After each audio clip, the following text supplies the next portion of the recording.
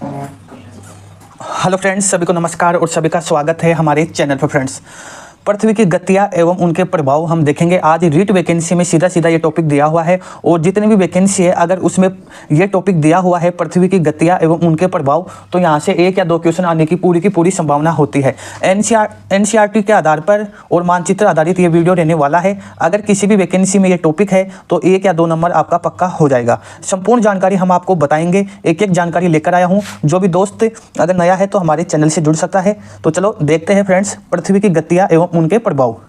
पृथ्वी को नीला ग्रह भी कहते हैं, ये आप सभी को मालूम है। और पृथ्वी को जैविक ग्रह भी कहते हैं। पृथ्वी गोलाकार न होकर जियोड आकार में है, ये सभी को मालूम है कि पृथ्वी गोलाकार नहीं है, ये जियोड आकार में है। पृथ्वी का ध्रुवीय व्यास व विषुवतीय व्यास हम देखने वाले हैं कि पृथ्वी का ध्रुवीय व्यास कितना है और विषुवतीय व्यास कितना है। तो एक बार मैं आपको मानचित्र के माध्यम से बता देता हूँ कि ये ध्रुव वाला क्षेत्र है, उत्तरी ध्रुव और ये दक्षिणी ध्रुव। तो ये ध्रुव आपके सामने है और ये विषुवत रेखा है। विषुवत रेखा पृथ्वी को 2 भागों में यानी उत्तरी गोलार्ध और दक्षिणी गोलार्ध में विभाजित करती है। विषुवत रेखा को 0 डिग्री रेखा भी कहते हैं। तो ये आपको याद रखना है। पृथ्वी का ध्रुवीय व्यास है 12,714 किलोमीटर, ये याद रखना है आपको। और विषुवतीय व्यास कितना है? 12,756 किलोमीटर है। अंतर कितना है इसमें? 42 किलोमीटर का अंतर पाया जाता है। तो आपको आसानी से याद हो गया होगा कि ध्रुवीय क्षेत्र कौन सा है? उत्तरी ध्रुव ये है और दक्षिणी ये है और विषुवत रेखा यह है। तो विषुवतीय व्यास आपका होगा 12,756 किलोमीटर और ध्रुवीय व्यास आपका होगा 12,714 किलोमीटर। इसमें अंतर होगा 42 किलोमीटर का। फ्रेंड्स, और देख लेते हैं। विषुवतीय व्यास व ध्रुवीय व्यास 2 महान वर्त का निर्माण करते हैं। ये शानदार क्वेश्चन है, कई बार ये पूछ लिया जाता है। तो विषुवतीय रेखा कौन सी है? ये रेखा है। तो यहाँ पर एक वर्त का निर्माण करती है फ्रेंड्स, और फिर ध्रुवीय व्यास वर्त का एक निर्माण यहाँ होता है। तो ये 2 वर्त का निर्माण करती है। विषुवतीय वर्त जो महान वर्त के नाम से जाना जाता है यह है 40,077 किलोमीटर और ध्रुवीय व्यास है 40,009 किलोमीटर। ये आपको याद रखना है। और ये सीधा सीधा क्वेश्चन कई बार पूछ लिया जाता है कि विषुवतीय महान वर्त कितना किलोमीटर है? तो 40,077 किलोमीटर। कई बार ये किताबों में 78 भी दे दिया जाता है, तो कन्फ्यूज होने की कोई ज़रूरत नहीं है। 77 या 78 इसमें रहने वाला है। और ध्रुवीय व्यास आपका 40,009 किलोमीटर है। तो मानचित्र के माध्यम से मैंने बता दिया है आपको कि ये विषुवतीय रेखा है, यहाँ एक वर्त का निर्माण करता है। और ये ध्रुवीय उत्तरी ध्रुव और दक्षिणी ध्रुव यह है। यहाँ पर एक ध्रुवीय व्यास महान वर्त का निर्माण करता है। चलो और देखते हैं नेक्स्ट। अब हम देखेंगे पृथ्वी का अक्ष। पृथ्वी का अक्ष किसे कहते हैं? सबसे पहले हम ये जानेंगे। तो पृथ्वी का अक्ष उसे कहते हैं जो उत्तरी ध्रुव तथा दक्षिणी ध्रुव को मिलाने वाली रेखा है, उसे पृथ्वी का अक्ष कहते हैं। अगर कोई नोट्स बना रहा है तो बना सकता है। रोज हम भूगोल कंप्लीट कर लेंगे। रीट वैकेंसी में सीधा सीधा टॉपिक दिया हुआ है। तो पृथ्वी के उत्तरी ध्रुव, ये आपके सामने उत्तरी ध्रुव हो गया और दक्षिणी ध्रुव ये हो गया। तो इसको रेखा मिलाने वाली, तो ये आपकी रेखा है। इस रेखा को क्या कहते हैं? पृथ्वी का अक्ष कहते हैं। लेकिन फ्रेंड्स, आप देखना, या नोट लिखा हुआ है आपको देखना है, ये इंपॉर्टेंट है कि पृथ्वी अपने अक्ष पर लंबवत नहीं है। पृथ्वी अपने अक्ष पर 23.5 डिग्री झुकी हुई है, यानी ये रेखा सीधी ना होकर ये रेखा 23.5 डिग्री झुकी हुई है। इस प्रकार से ये आपका रहने वाला है फ्रेंड्स। ये रेखा इस प्रकार से रहने वाली है क्योंकि पृथ्वी अपने अक्ष पर लंबवत नहीं है। पृथ्वी अपने अक्ष पर 23.5 डिग्री झुकी हुई है और पृथ्वी अपने कक्षीय तल पर 66.5 66.5 डिग्री झुकी हुई है। ये आपको याद रखना है। तो हम मानचित्र के माध्यम से हम देख लेते हैं एक बार। आपके सामने यह है विषुवतीय रेखा, यह मकर रेखा है 23.5 डिग्री दक्षिणी गोलार्ध में, और ये आपके सामने विषुवत रेखा आ गई, ये कर्क रेखा आ गई उत्तरी गोलार्ध में 23.5 डिग्री। ये आप सभी को मालूम है। अब हम आपको बताते हैं कि पृथ्वी अपने अक्ष पर है ना, लंबवत नहीं है। पृथ्वी अपने अक्ष पर 23.5 डिग्री झुकी हुई है। तो मानचित्र के माध्यम से आप देख रहे भी होंगे कि अब ये रेखा है उत्तरी ध्रुव और दक्षिणी ध्रुव, और ये रेखा अब ये 23.5 डिग्री झुकी हुई है। आपके सामने मानचित्र के माध्यम से आप देख रहे होंगे। और ये सीधा का सीधा क्वेश्चन कई बार पूछ लिया जाता है कि पृथ्वी अपने अक्ष पर कितनी डिग्री झुकी हुई है? 23.5 डिग्री झुकी हुई है। ये क्वेश्चन सीधा पूछ लिया जाता है। फिर कई बार ये क्वेश्चन भी पूछ लिया जाता है कि पृथ्वी अपने कक्षीय तल पर कितनी डिग्री झुकी हुई है? तो 66.5 डिग्री झुकी हुई है। ये क्वेश्चन भी आपको पूछ लिया जाता है। तो कक्षीय तल यह है 66.5 डिग्री झुकी हुई है पृथ्वी। और ये आपको समझ में आ गया होगा फ्रेंड्स। और देख लेते हैं। अब देखेंगे हम पृथ्वी की गतियां। पृथ्वी अपने अक्ष पर घूमने के साथ ही सूर्य की परिक्रमा भी करती है। इसके आधार पर पृथ्वी की दो गतियां मानी जाती है। परिभ्रमण, जिसको घूर्णन भी कहते हैं, दैनिक गति भी कहते हैं, और इंग्लिश में इसको रोटेशन कहते हैं, और दूसरी है परिक्रमण। परिक्रमण को इंग्लिश में रिवोल्यूशन कहते हैं। ये आपको याद रखना है और इसके बारे में हम डिटेल से आज बात करने वाले हैं फ्रेंड्स।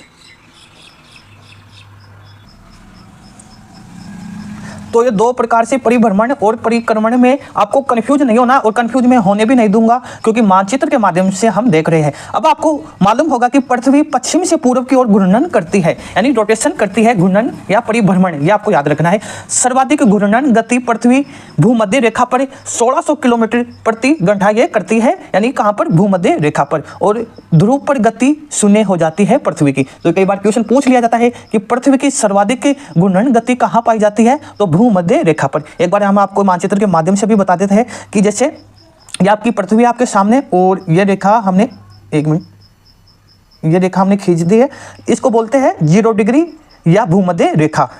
और ये ध्रुव हो गया, उत्तरी ध्रुव और दक्षिणी ध्रुव। अब आपको बताना है पृथ्वी पश्चिम से पूर्व की तरफ घूमती है। ये आपको मालूम है कि पृथ्वी पश्चिम से पूर्व की तरफ घूमती है। अब पृथ्वी की सर्वाधिक गति कहाँ होती है? भूमध्य रेखा पर होती है। कितनी? 1600 किलोमीटर। और ध्रुव पर गति शून्य हो जाती है। यहाँ पर पृथ्वी शून्य गति हो जाती है ध्रुव पर। तो ये आपको याद हो गया होगा। और हम चलते हैं और देखते हैं इसके बारे में।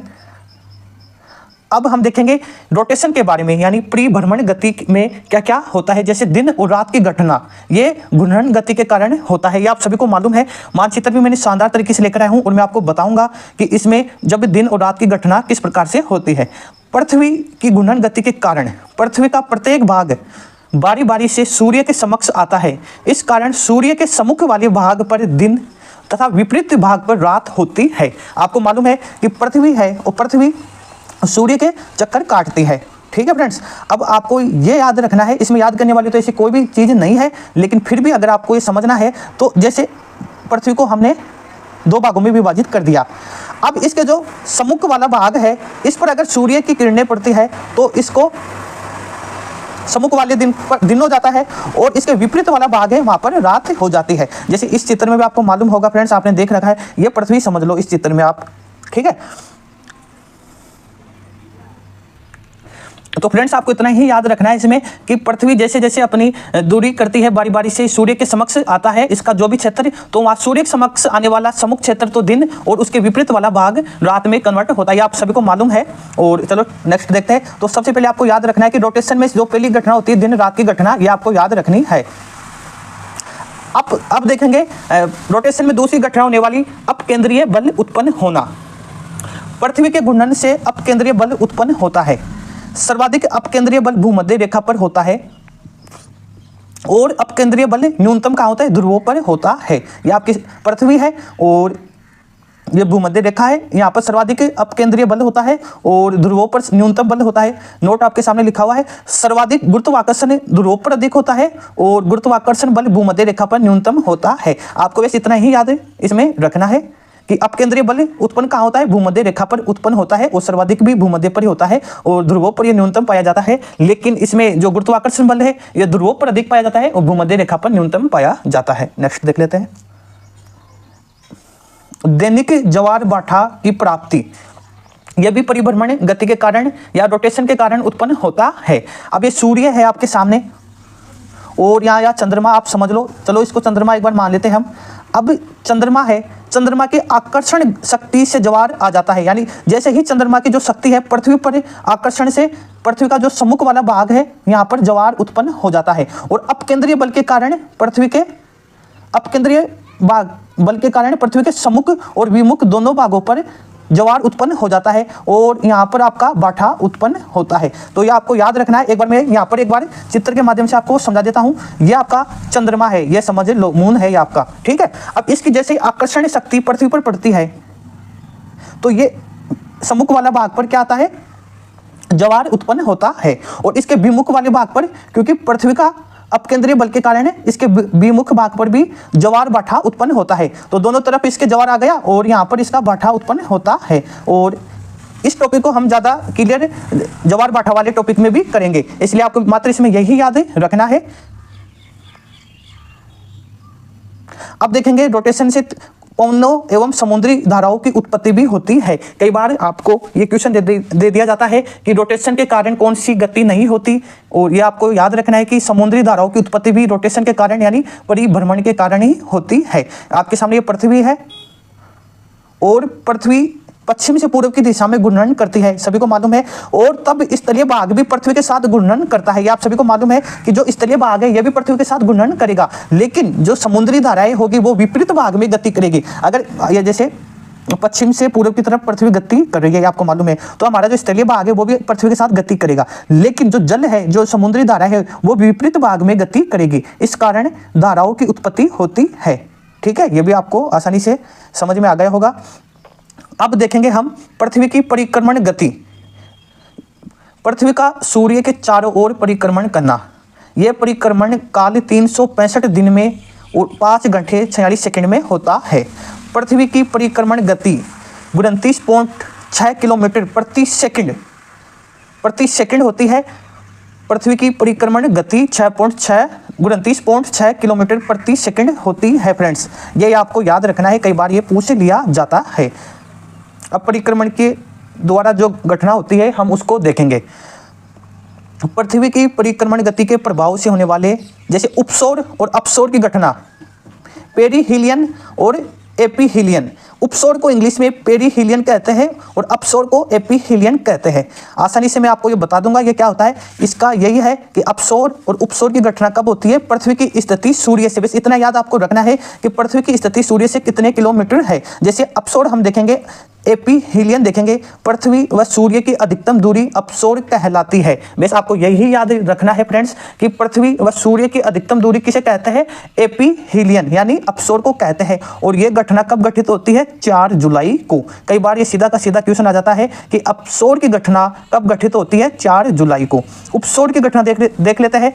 पेरीहीलियन की घटना हम देखेंगे, पृथ्वी व सूर्य के निकटतम दूरी उपसौर कहलाती है और यह घटना घटित होती है 3 जनवरी को। कब होती है, 3 जनवरी को यह घटना घटित होती है। मानचित्र के माध्यम से आप देख भी रहे होंगे, यह अपसौर है और यहाँ से यह सूर्य है और पृथ्वी कितने किलोमीटर है सूर्य से, अपसौर के टाइम 15.21 करोड़ किलोमीटर आगे है फ्रेंड्स। ठीक है, और ये अपसौर है। अपसौर एपीहीलियन कितना है, 14.7 करोड़ किलोमीटर है। तो जैसे ये पृथ्वी है, पृथ्वी अधिकतम दूरी कब होती है, अपसौर की घटना को कहते हैं और ये 4 जुलाई को होती है। ये सीधा सीधा क्वेश्चन पूछ लिया जाता है और ये आपको याद भी रखना है फ्रेंड्स। अब इसमें जो महत्वपूर्ण है, परिक्रमण गति के कारण मौसम परिवर्तन व ऋतु परिवर्तन होता है और यही समझने वाला टॉपिक है, क्योंकि इनमें से क्वेश्चन सीधा का सीधा पूछ लिया जाता है। तो हम इसमें एक एक घटना देखेंगे डिटेल से।